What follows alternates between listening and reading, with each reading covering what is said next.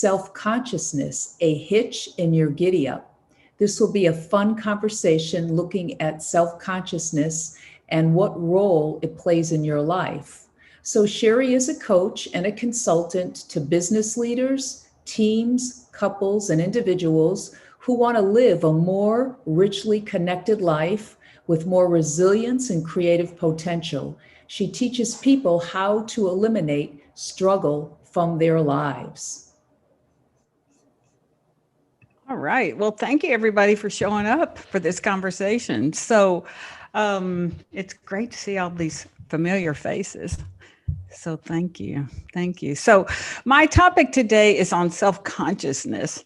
And the title came to me just, my mind seems to have a sense of humor where I'm concerned. And so the title came out of the blue about a hitch in your giddy up, because what I noticed was self-consciousness. I just got real curious about self-consciousness.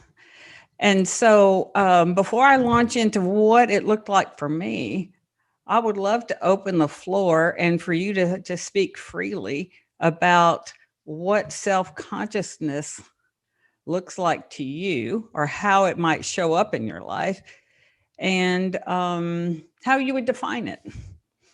So if anybody'd like to jump in, I'd love to hear. You could raise your hand and unmute yourself. That would be great. Thanks, Lynn. That'd be great. Marlene, it's good to see you. Hi, Cherie. I love this topic because it's sort of, we could probably co-write the book on it. But what I noticed for me about self-consciousness is a couple of instances. One of them, that I started teaching aerobics many, many years ago. And I realized for the first couple of years, it was all about me. Like, how did I look? How was my music? What did they think of my routines? And it took some time for me to kind of transfer my attention over to the participants in the class. So, to really be aware of how they were responding and what they needed in the moment. So I would say for me, it was the self-consciousness. It was just really more attention on me rather than the people I was there to teach or to serve. Thank you, Maureen.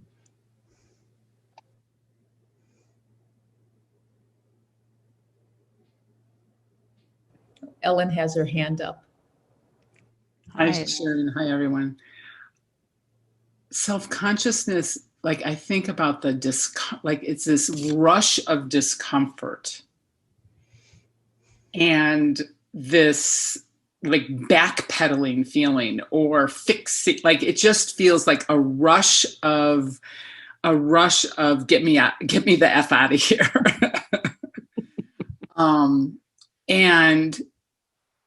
And then followed by like a need to sometimes explain or justify or correct or update, not for myself, but for others.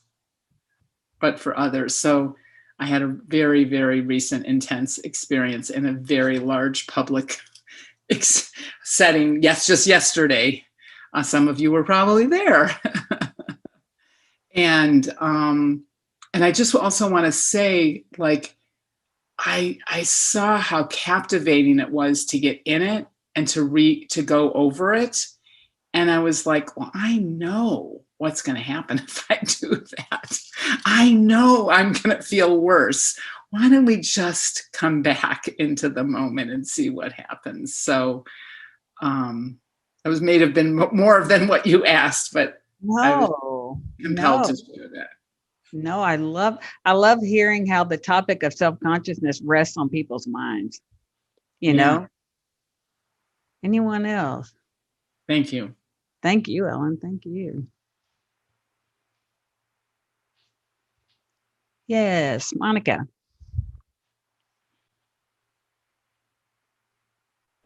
Just unmute yourself.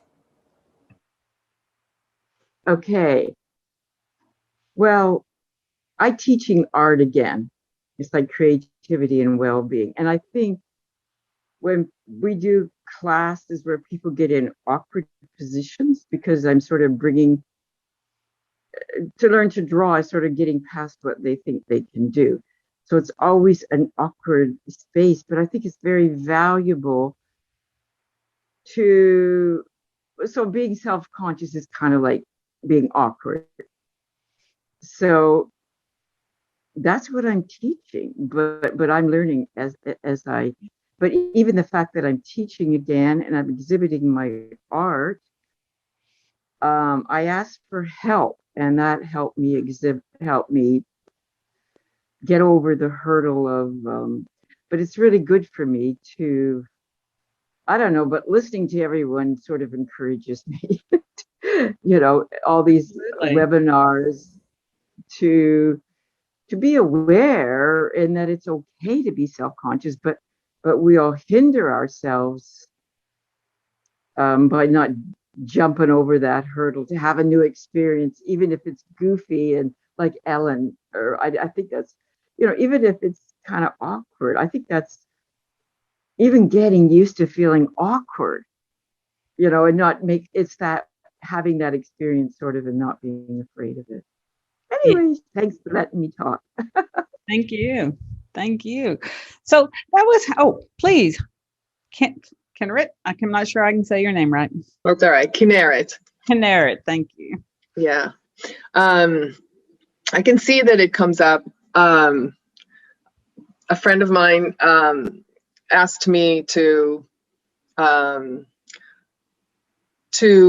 sort of conduct a funeral service. And I've not done that before. And it's for her. And immediately I noticed that, I can't do this. There's no way, blah, blah, blah, blah, and I just, so it's like all these voices that come up about what I can't do, what's out of my scope, on and on. I ended up saying, sure, sure, I'll do it. But I, was all this, oh my God, I'm not this, I'm not that. Yeah. And I also do hospice calls. I work as a spiritual care provider. I'm not a chaplain, I'm not religious. But sometimes I make phone calls and again, I have nerves coming up about, I'm not going to know what to say and I'm not going to know what to do. And, so it just basically makes, if I pay attention to that, it makes my life experience much more contracted and nervous and disturbed. Yeah. Yeah. Yeah. And then we live in that feeling, as if it's true. So that what came to me just via an insight was that self-consciousness for me was, I just saw that self-consciousness for me was me having a lot of me on my mind. And then I kind of laughed as I was about to get on this call. I said, here I am getting self-conscious about having a conversation about having a lot of me on my mind. So it was like a double down, which I thought was kind of hilarious. The many layers of how much of me can I have on my mind. So that's what it just, I noticed. It's like, gosh, I have a lot of me on my mind. And for me, my particular flavor of having a lot of me on my mind was, it would stop me from engaging with inspirations and fresh ideas that came. Those fresh ideas that are out of the blue, or they seem like that was for somebody else, but not for me.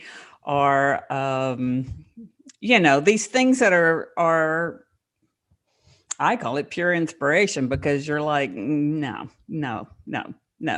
So, so I was going to invite you, to kind of notice or even reflect for a second about what's the flavor of self-consciousness in your life. Is it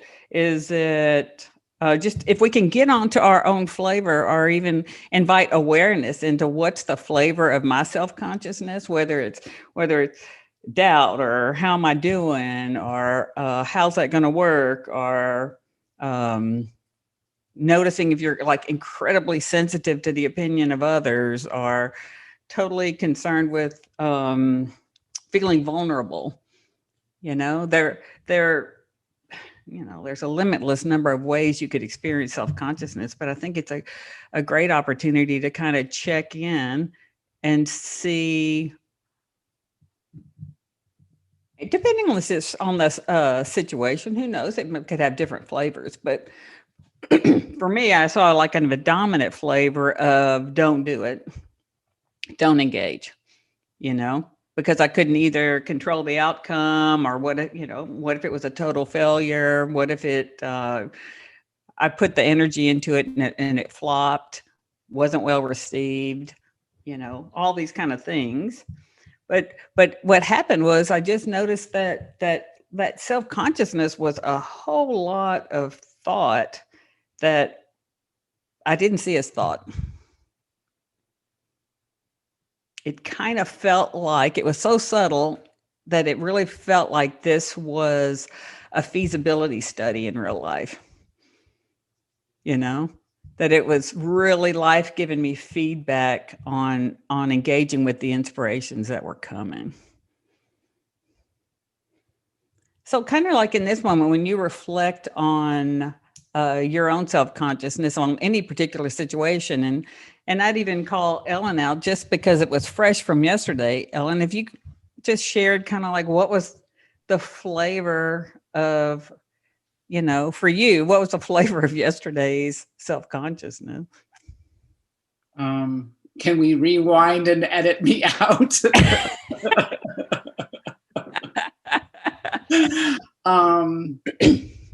Well, I'm sitting here reflecting on kind of my journey of self-consciousness and how helpful this understanding has been. And I'm really seeing all the times that I just see my personal mind doing its thing so masterfully. And when I see it as that, I kind of it just doesn't stay with me. So it's interesting right now. I see how I'm like almost avoiding the question by talking about by talking about something else. But if you will give me a minute to like go there and like, so what was the flavor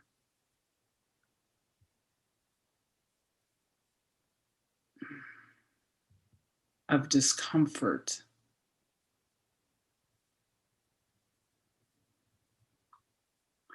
I think the flavor is righteousness. I need to prove that I'm okay, that I'm right, that I'm okay. That's the flavor for me. I'm okay. I need to know that for me, and I need to let the world know that I was right, or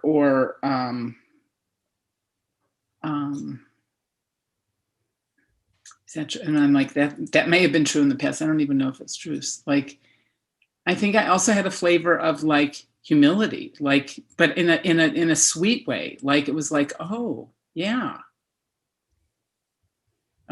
like me too. Thank you for that. Thank you for that. And I think in the kind of just reflecting and checking on the flavor of it is like inviting awareness in there to where it can be really a support to who you are versus kind of, to me, like a silent discourager. Mm-hmm. Something that would take you out of the game or keep you from engaging in the nature of life, which is pure potential and pure possibility. I would say I'm Neapolitan. I can go in, or like I could have a crossplay. Like I felt like, oh, I'm never going to show, like I had that, like, oh, never speak up again. and I also had that no, speak up and show something else about who you are. Like I was just witnessing that, like this extreme, and I was just like, wow, you are so clever at how you, you know, which is so much nicer than, like, I don't know, this my self-criticism has really reduced, and I just get like really more humored by what I'm doing. That's a good point. I think you can get more humored by what your mind is up to. Yeah. And that's this part about like really being more aware about the cleverness of our personal thinking, and how many ways it can get us to take the bait and hook us. And we don't even see it happening. And all the while it's so innocent to take the bait, all the while it, at least from what I look at with self-consciousness in my world always has limitation attached to it. Totally. You know, it doesn't have an invitation to it. It has limitation to it. So I don't know if self-consciousness shows up for you as an invitation, I say, lucky you. Well, but the invitation might be it comes out of like proving something. It's not really, okay. Like, oh, I don't know if it's true now, but in the past it would have been like, okay, this is like overcorrection. Oh, got it. Yes, that makes sense. Yeah. Thanks so much for the conversation. And did I answer your question after Yes, you did. Thank you. And thank you for letting me put you on the spot, is to push you out in the front of the line. So thank you. I'm happy to. And I'm really excited to hear what other people have to say too. Thank you. Anybody else want to come in to share a little bit about the flavor of your self-consciousness? Melanie. Hey, Cherie. Hi. Yeah, I think for me, it's I was just reflecting on what Alan was saying as well, actually. And first of all, I just want to say, Alan, like, good for you yesterday. I was on that call, and it was awesome to see you be in that moment. And it just struck me that you really held yourself in that moment, and you didn't shrink from it. And I really saw that in you. So, and what I'm about to say is my self-consciousness sometimes stops me from speaking up in those large groups. And the flavor is like a fear of being wrong. Like, it's funny, like I've done all this work about right and wrong, and there is no right and wrong. And I genuinely believe that in like a really like higher consciousness way of like, there are no mistakes, there's no right, there's no wrong. But when I'm about to be in a sort of high pressured or visible situation, I go right back into that like unconsciousness of default behavior of like, oh no, what if I say something wrong, or I don't fit into the picture, if that makes sense. So it's funny how it's so primal, it's so sort of unconscious, you know. There's just this thing there that really, maybe that's what you're saying, Cherie, as well. It's like it catches you, your thinking hooks you back into that lower level of consciousness, and you kind of go into those default behaviors. So I love your word primal, Melanie, because it's primal, even to me, just suggests such an innocence, you know, not a fault or not something that needs to be corrected. It's just seeing it, you know, just opening to it or opening your eyes to it. But that the primal nature of what you said too about, or at least what I think I heard was like, anytime that we're, you know, stepping out, you know, whether it's in speaking on a call or stepping out to respond to some new inspiration, and that if we caught on more that stepping out is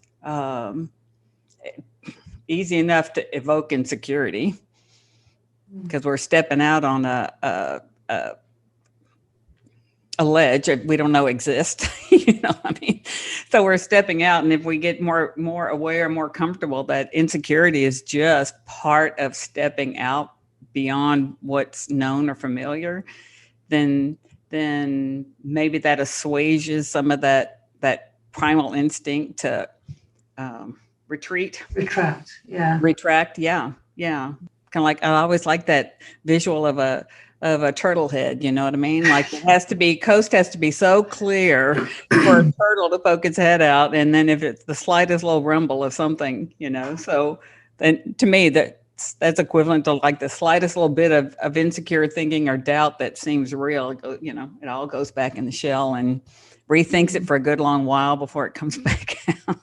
But do you think it's that like push and pull between like being a human and the natural traits of a human, right? And being spiritual and seeing a bigger picture, particularly in this community, right? We see our experience, we have an awareness, we have a consciousness. And I think I get a little bit intolerant of my humanness sometimes, you know, like, why am I still having a really bad day or not raising my hand or falling foul of the human experience when I can see it, what it is? So there's something in that impatience sometimes I experience with that.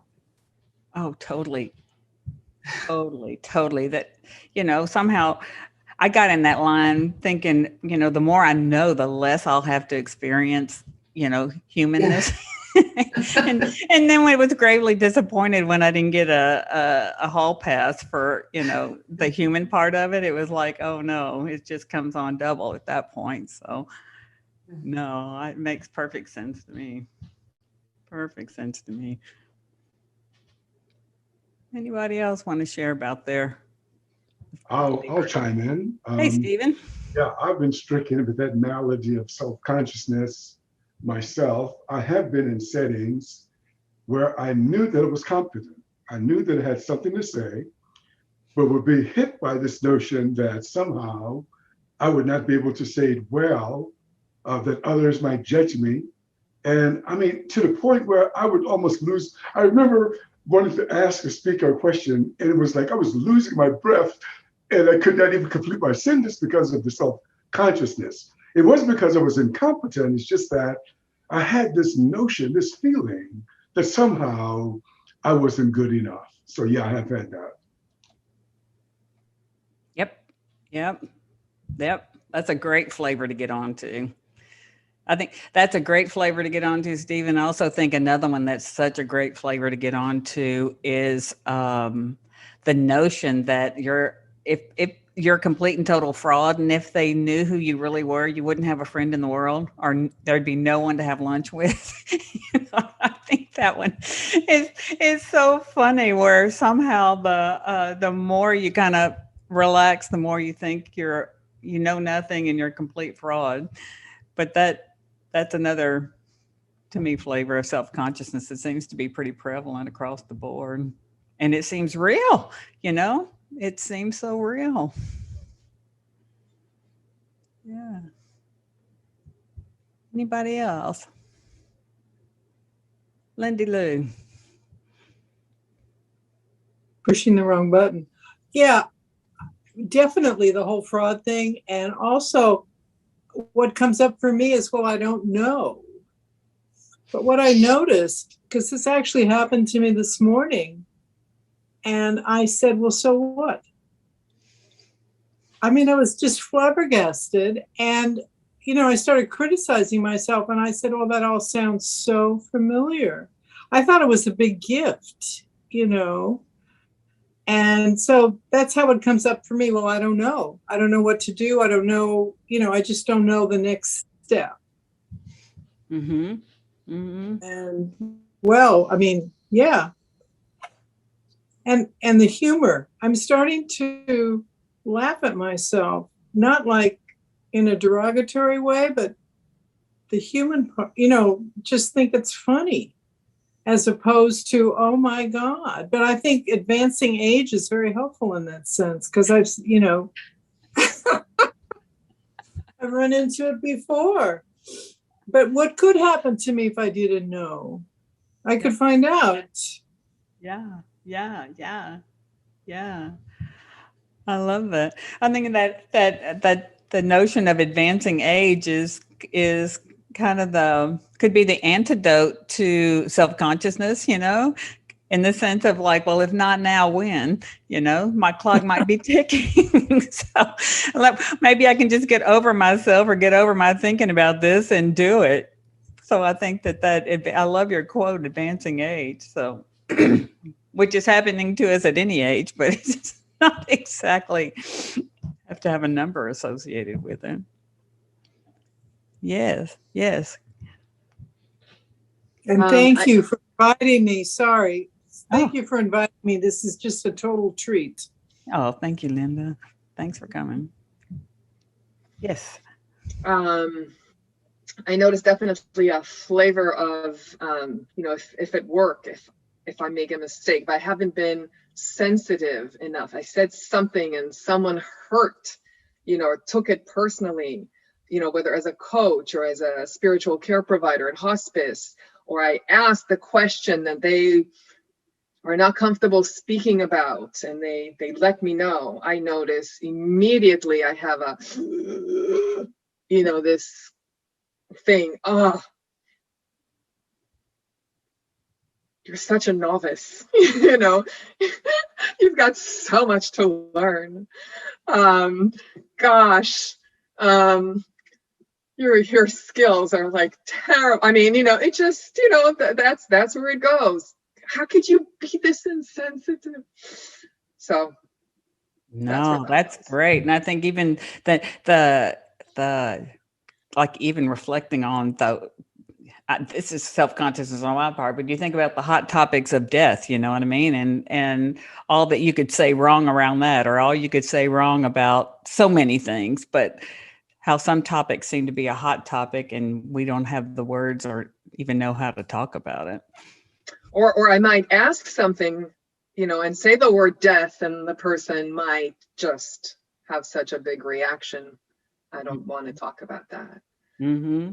Mm-hmm. And then, of course, there's couldn't you find another way of saying it? Could you? Yes. Oh, that's beautiful. That's beautiful. So I was thinking like, how to in that, you know, so often we go, okay, well, give me a how, and especially in this understanding, the how in my mind is in engaging, you know, and in what I say by engaging is like just taking the next easiest, simplest, obvious step. And most of the time we do the next easiest, simplest, obvious step without thinking about it. And then our mind makes up we haven't done anything, you know, but you did move. You know, you were moving, you were responding to life, but the mind doesn't take it as a legitimate action on your part. So that's kind of like when I think about the how, it's another piece is, I think self-consciousness a lot of times has you looking at the finished product or the end game or the destination. And you miss the middle part, you know, there's this big, juicy middle part of engaging, responding, in that, what I like to think of as like an agenda-less gap, where you may not have a strong agenda, you don't know what your next steps are, but with this understanding is like you engage and something comes, you engage and something comes, you engage and something comes. But too often in our self-consciousness, we'll park on the sidelines in our self-consciousness and think about it a little bit more, thinking we can think through to the end product. And then when I think it through, I'll get to the end product and then I'll take action. Well, all of that is basically writing a fiction novel. You know, it's all fiction. It's all made up. There's nothing really real at all in that, other than enlisting your thinking to create a story of possibility. Because in real time, it happens differently. In real time, something very fresh could occur to you that wasn't on your, wasn't even in the scope of what I'll say your conditioned mind had in the realm of possibility. But in this understanding, we know that mind is of service to us at all times. There's a higher intelligence in service to us at all times. And to me, that shows up in real time by engaging, by taking some sort of action to be able to get real information on how to follow. What's the next step?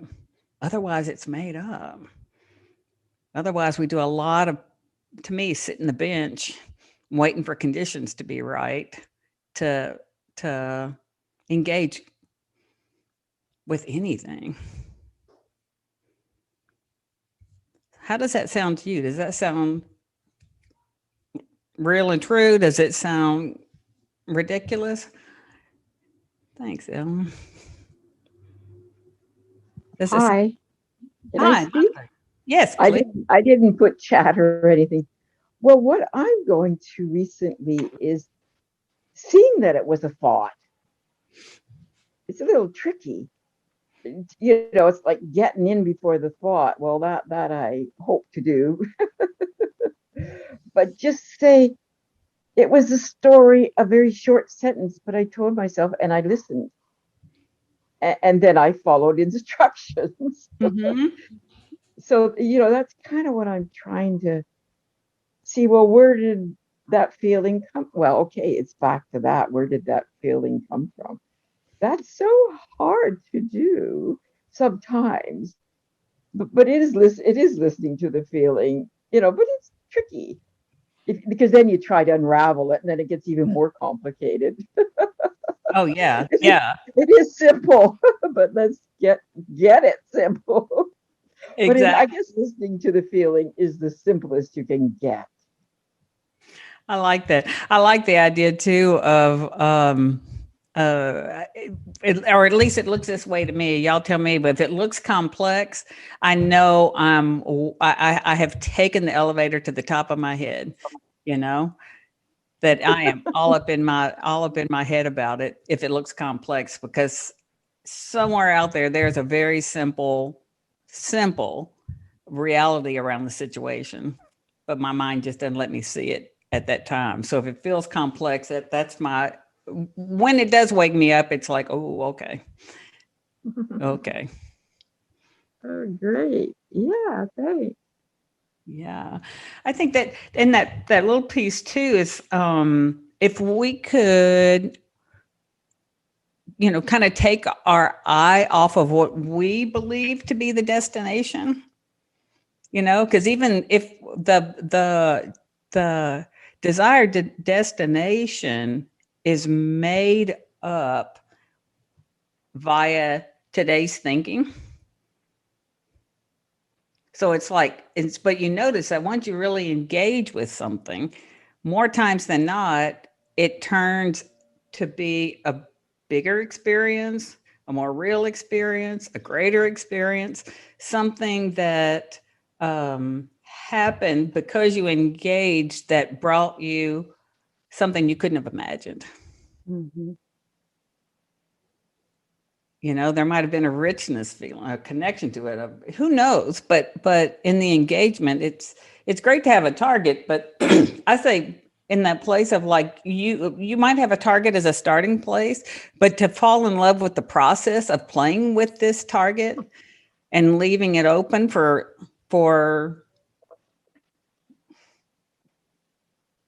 we'll leave it open for, I like that idea of this or something better, just to leave it open, because if I've got a pin in the map, that's what I'm using, what I believe to be possible to me. And we know that in this understanding that there's so much more possible to us than what our mind can conceive. So engage with the inspiration, start, but also keep the door open for something even a better fit for you to happen. And it might make the ride a little smoother because you'll fall in love with the process of engaging. And what I love about the falling in love with the process of engaging versus the outcome, which tends to generate all that thinking about how am I doing and how's it going to work out and how am I going to look, the self-consciousness of it, that if you fall in love with the process of engaging, you can be happy at any moment. You're not happy only if it worked out how you made up it needed to work out. So you can find that place, that center in your peace and joy and whatever you want to call it. It's like I could enjoy this whole ride versus just waiting until I get things, right to get what my mind thinks is available to me.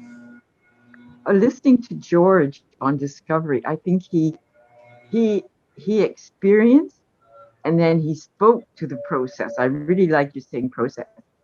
One day he spoke about free will. And I'm sitting there thinking, there's a lot of thinking going on about this. But I didn't say anything.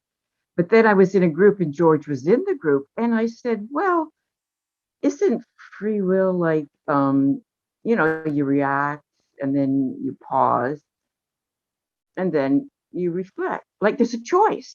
And then I put on one of Sid's tapes, and that's exactly what he said. There's a choice. But the last meeting, George apologizing for bullshitting.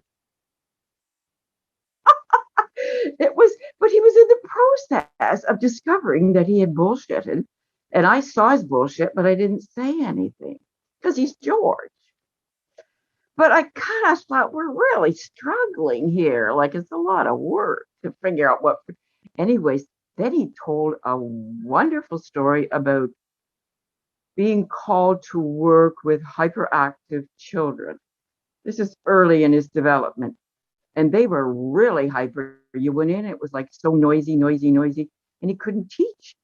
But then he went home and he reflected that they wouldn't listen to bullshit. Like he pulled it in, like his own experience of bullshit, him bullshitting, and then these students teaching him. So he had to go to heartfelt feeling, is what, because he noticed really sometimes they were quiet.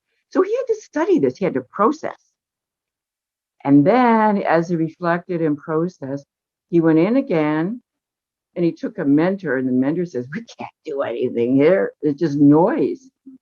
But George, I don't know what he spoke about, but he observed that they would quiet if he wasn't bullshitting.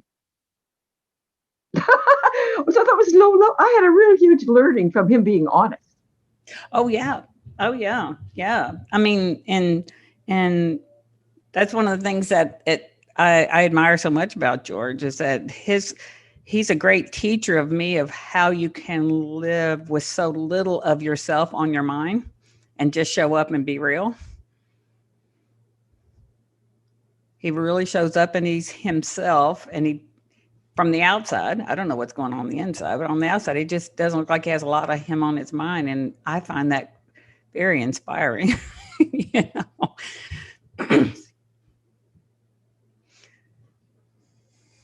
Anybody else have anything you'd like to share? Cherie, can I ask you, who's George?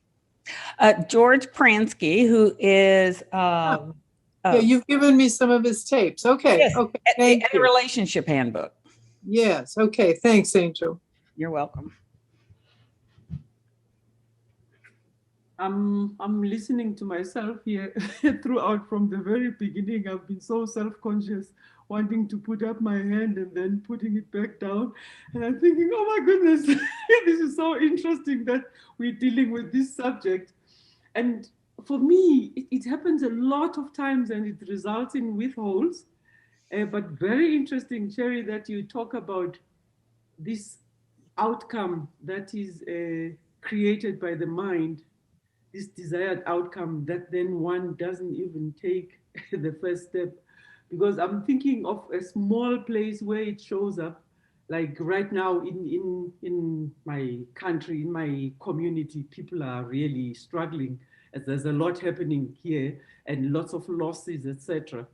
And just I'm finding that out of self-consciousness, I'm not reaching out to these friends because I'm thinking, what if I say the wrong thing? Already I have an outcome intended and it stops me from reaching out. But in those moments where I've picked up the phone and reached out to a person, I mean, the truth is, whatever will emerge in the time that we engage. But when I've thought it through too much, then I end up not engaging at all. So it's a very interesting and even great suggestion for me, because I'm thinking, actually, just take that first initial step, acknowledge it when you take it, and see what comes up. So yeah, thank you for this. This is very, very useful for me. I mean, I'm sitting here putting up my hand and almost pulling it down, and yeah, thank you. I'm so glad you did. I'm so glad you did, because I think you speak for all of us, you know, and taking the simplest action about when somebody even crosses your mind and you don't call them, you know, you don't send that email, or you don't just reach out just because, you know, I mean, I can listen to my mind say, oh, don't bother them. Don't bother them, you know? So I know that that's one of the flavors of my own thinking is like, oh no, that don't bother them. Don't bother them. And then it couldn't be farther from the truth. You know, you reach out and they're like, oh my gosh, this is so great. We haven't connected in a while. And it once again, the thinking is completely exposed as caca, but it still feels as believable when it comes on the scene. Yeah, I'm so glad you said that. I'm so glad you spoke up. Totally.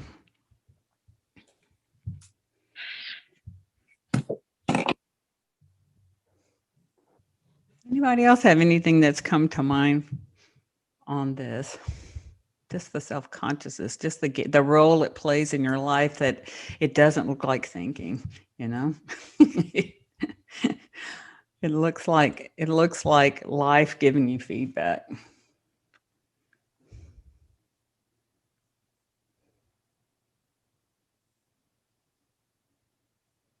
Yes.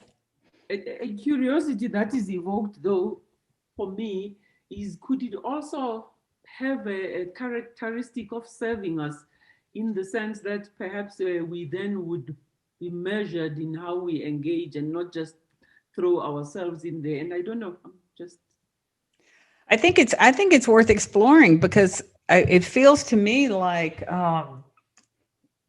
if the self-consciousness serves you to feel hopeful about life, or looking in the direction of potential or possibility, it feels to me like that would, I would drink the Kool-Aid on that. And I'm trying to push away the self-consciousness that looks like it's limited, has limitation attached to it. But that's, I say, launch your own inquiry on it and see how that feels for you. But that's how it just looks like for me. Already feels like Kool-Aid, because it is me being full of myself, actually. So yeah, I wonder how it would serve, but it's something worth looking at. Yeah, I think so. And not to make us wrong, and not to make it, not to make a problem out of it, not to get self-conscious about being self-conscious, but I think the part about becoming aware that it's, like I said, it's not life giving you feedback. And then I also think another part that's so helpful to see too is when we put when our mind goes into action on these, what I'm calling kind of feasibility studies, then it also generates consequences off of this fictional story. And what I think is so great too, that if those consequences didn't exist in your mind, ahead of time, or if they weren't a big deal, would they even still be consequences? Ooh. Wow. I know if the consequences weren't made of, what's a consequence? I would say that's a better way to put a question mark on the end about like, what's a consequence? And it's like, well, might not be one. There might not be a downside. Joyce. Are you saying, if you don't just step out and engage, then you're not going to find out if the consequence that you imagined is true or not? Well, yeah, absolutely. And then also the notion that, here's another piece of it, the notion you couldn't survive the consequence or thrive in that consequence, that if that looks predetermined, that's made up too. Because, we have that innate resilience that helps us rise to any occasion. So it's like if we were more grounded in knowing that I don't know how it's going to work, but it will come to me at the time, or I'm good no matter what. It may not look like anything I think ahead of time, but something will come to me at the time that I engage and something happens, something will come to me. That, you're kind of good no matter what. Like there's not a downside to anything. That's another potential way to hold it, because you're good no matter what. You're resilient. The spiritual nature behind life is going to come to support you in those moments. And we've all had those experiences where we never thought we could navigate things, and somehow we find ourselves on the other side of it and don't know how it happened. And the kind of the surprising part is we are on the other side of it. So we do have that resilience, that capacity to respond to any consequence. I put consequence in air quotes because, sometimes it gets put as a good or a bad thing, but it might just be a thing. Might just be a thing. So can I say something? Yes, Rachel, please. Hi. So, of course, I was sitting and realizing I had a lot of thought and judgment and, a lot of thinking, should I talk, should I not talk, and all of that. And what just occurred to me after what you said about the consequences was that I'm either inside out or outside in. And when I'm inside out, everything is fine. And there's no thought and everything flows and it's fine. When I'm outside in, then it matters how I look and if I'm dressed and how my hair is and how many wrinkles I have and what I say. And I mean, the list keeps on going on and on and on and on and on. And who is in the room, who is not, who is listening, who is camera on or camera. I mean, like the list is like endless. And it's very interesting. It's kind of like, we talked yesterday in the group. I'm also in the discoveries, and Erin was the facilitator in the room, and we talked about this consciousness about doing stuff, and it's very much the same. It's how sometimes things are being done and there's no thought about it, and sometimes I said it looks like I need to climb the Mount Everest, in order for me to just fold some laundry. It's that simple. It's like it becomes like such a big task. And when am I going to do it? And how am I going to do it? And how long? And how much energy? I mean, and again, the thinking about it becomes so enormous. And then sometimes I just do it, and I'm like, oh my God, it took a minute. It took 5, it was nothing. What was I thinking about so much? And it's just, to me, it's becoming very fascinating. What I also observed, about like the age, what was And I have a age/cancer situation here. And so how I look, it became less important. And it's almost like I had to come into agreement with myself that I'm okay no matter what, even if my hair is falling out or I have wrinkles or, I'm tired, circles out, whatever it is, my skin is breaking out because of chemo. That doesn't determine, it doesn't matter anymore. It just doesn't matter, and I show up. I mean, yes, when they catch me on camera and I see, why is it always the bad side that shows up with the one crooked tooth? When I'm smiling, that's the one that comes up always. And the smile is magnificent. I go right away to where the tooth is crooked. And, but even with that, I had like a little bit of a perspective with photos of in 5 years, not even in 10, in 5 years, I would see how wonderful I was. So why not enjoy it now? Because in 5 years, I would like, oh my God, I looked so good. And I'm like, okay, well, why can't I say it right here, right now? Mm-hmm. Some days I can, some days I can't, but it's getting better. But it's very,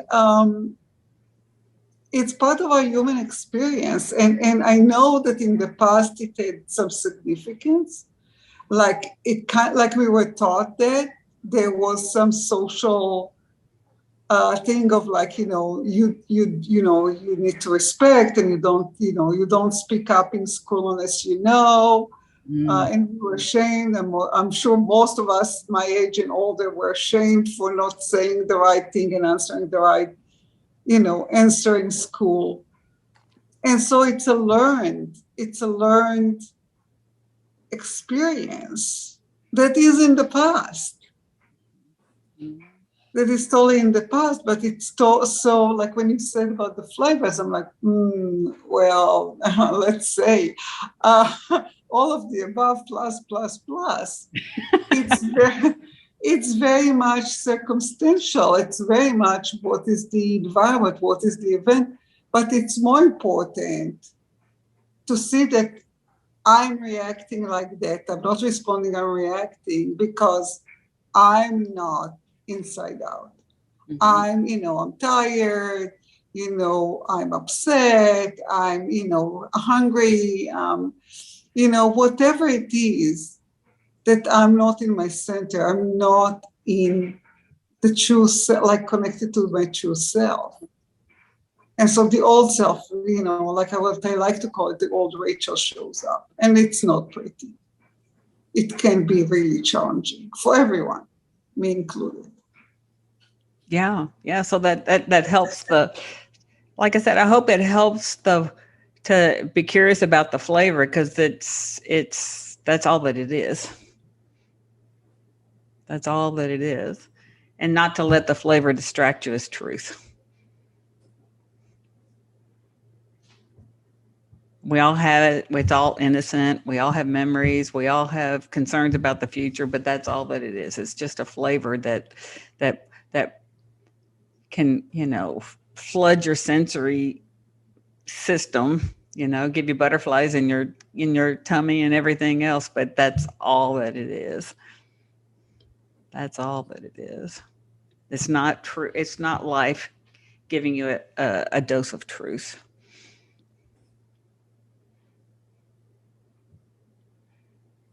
Cherie, I just had this thought. I don't know if I'm muted or not. When you were talking, Rachel, it just filled me with such joy, and I remembered myself, some of your descriptions, but as a young child in Catholic school, you could never turn your back on the nuns. So when you walked out of the classroom, you had to turn around and back out. And I used to think that was just, wow. But listening to you about yourself, it just filled me with joy. I don't know what I just did, Thank you, Linda. You're welcome. Thank you. So, the notion of waking up to your self-consciousness, if it's a hitch in your giddy up, meaning is it inhibiting your engagement with life? Is it stopping you from following inspirations? Are you allowing a lot of second, third, and fourth thoughts to be considered before you take an easy, simple next step in the direction of something? That was my whole intention of this conversation, of just hopefully shining a light on self-consciousness as another way of life limiting thought that looks, because it's been with us all our life probably, that tends to resemble truth versus just something we've carried as true for ourselves. So thank you all for coming. I mean, thank you all for making time in your schedule and for participating in this conversation.